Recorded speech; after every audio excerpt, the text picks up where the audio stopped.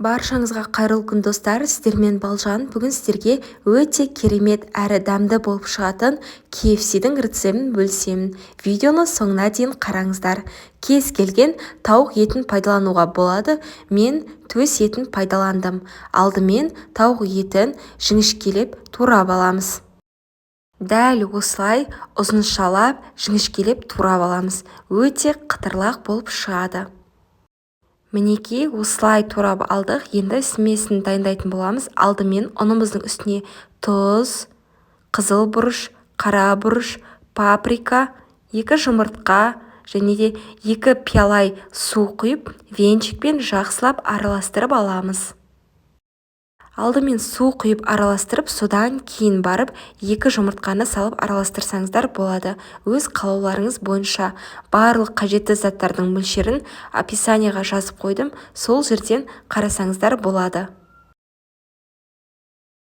Мінекей, бізде осындай сұйық масса шығуы қажет. Енді осының үстіне тауық етін салатын боламыз және жақсылап біркелкі етіп араластырып аламыз.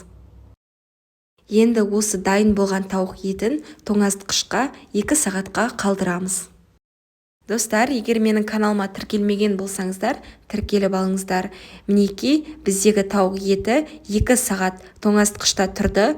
Енді дайын болған тауық етін ұнымызға малып алып, қызып тұрған майымызда қуырып аламыз. Алдымен ұнға жақсылап аунатып аламыз.